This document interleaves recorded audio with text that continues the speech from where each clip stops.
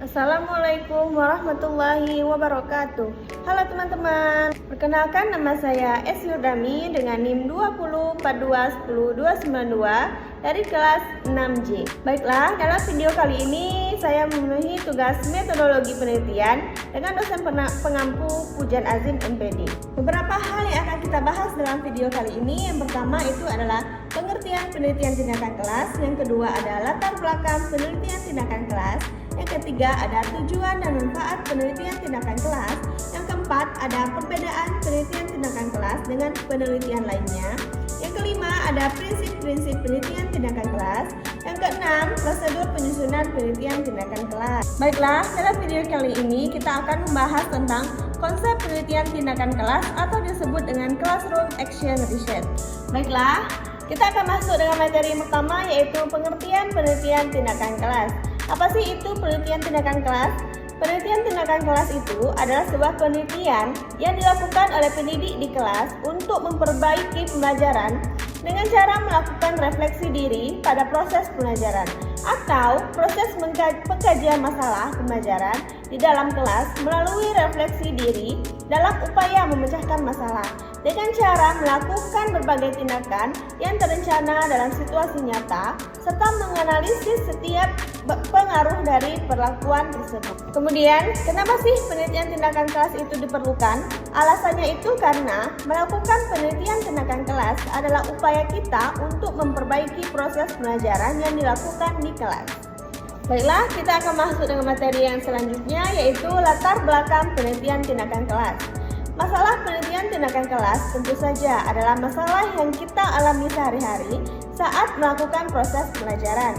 Sehingga, bila seorang pendidik mampu melakukan refleksi terhadap proses pembelajaran yang dilaksanakan oleh pendidik tersebut, maka dampaknya adalah sebuah perbaikan baik bagi pendidik maupun peserta didik. Kemudian ada tujuan penelitian tindakan kelas. Ada beberapa tujuan penelitian tindakan kelas. Yang pertama, memperbaiki mutu pembelajaran. Yang kedua, mengatasi masalah yang akan terjadi dalam proses pembelajaran. Yang ketiga, meningkatkan profesional pendidik dalam proses pembelajaran. Dan yang terakhir, menumbuh kembangkan budaya akademik.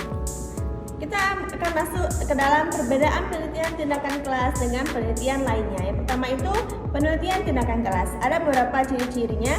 Yang pertama, dilakukan oleh pendidik sendiri di dalam ruangan kelas maupun di luar kelas. Yang kedua, penelitian tindakan kelas sifatnya tidak formal. Yang ketiga, pengembangan instrumen dalam penelitian tindakan kelas tidak terlalu kaku. Yang keempat, tidak harus ada hipotesis. Dan yang terakhir, perbedaannya itu dari sebuah tujuan. Tujuan PTK itu adalah memperbaiki proses pembelajaran. Sedangkan penelitian lainnya memiliki ciri-ciri. Yang pertama, dilakukan oleh orang luar. Yang kedua, lebih formal. Yang ketiga, sampel harus representatif. Yang keempat, instrumen harus dikembangkan sehingga valid dan reliabilitas. Yang kelima, menuntut penggunaan analisis statistik bagi penelitian kuantitatif. Dan yang terakhir, mengembangkan pengetahuan umum secara teori. Kemudian ada beberapa manfaat penelitian tindakan kelas bagi pendidik, bagi peserta didik, dan bagi sekolah. Yang pertama kita akan bahas manfaat PTK bagi pendidik.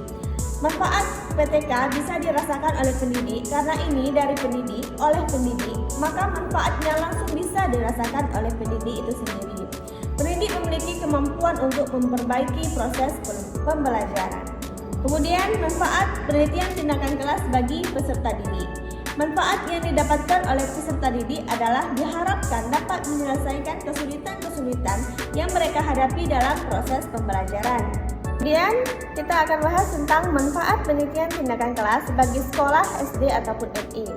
Dengan melakukan penelitian tindakan kelas di sekolah dan berhasil, maka sekolah itu memiliki pendidik yang hebat karena memiliki kemampuan melakukan sebuah perubahan atau perbaikan kinerja secara profesional. Selanjutnya kita akan masuk dengan prinsip penelitian tindakan kelas. Ada beberapa prinsip penelitian tindakan kelas. Yang pertama, penelitian tindakan kelas dilakukan dalam kondisi yang nyata. Yang kedua, siklus yang berkelanjutan. Dengan adanya siklus berkelanjutan ini, seorang pendidik berusaha untuk memperbaiki jikalau siklus yang pertama tidak ada perubahan, maka pendidik akan mencoba dengan siklus yang kedua, begitupun seterusnya. Setelah itu, apabila dianggap sudah ada peningkatan, maka siklus tersebut boleh dihentikan. Yang ketiga, dari perubahan siklus ke siklus, metode, pendekatan, model pembelajaran itu harus tepat. Kemudian kita masuk dengan sasaran penelitian tindakan kelas. Ada beberapa sasaran. Yang pertama, itu peserta didik ketika mereka mengikuti proses pelajaran.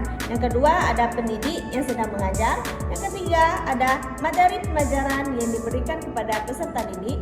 Yang keempat, sarana dan prasarana yang digunakan.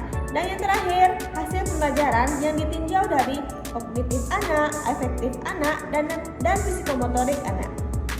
Kemudian ada siklus penelitian tindakan kelas, ada beberapa. Yang pertama perencanaan, yang kedua ada pelaksanaan, yang ketiga ada observasi, dan yang keempat ada refleksi. Kemudian ada prosedur penyusunan penelitian tindakan kelas. Di dalam penyusunan penelitian tindakan kelas minimal ada 3 unsur sebagai berikut. Yang pertama ada what, apa yang mau kita angkat. Yang kedua ada who, siapa yang diangkat. Kemudian ada how, bagaimana cara kita untuk meningkatkan dalam proses pembelajaran tersebut. Baiklah, sekian beberapa materi yang saya sampaikan. Semoga bermanfaat bagi yang menonton video saya. Sekian dari saya. Wassalamualaikum warahmatullahi wabarakatuh. Bye-bye.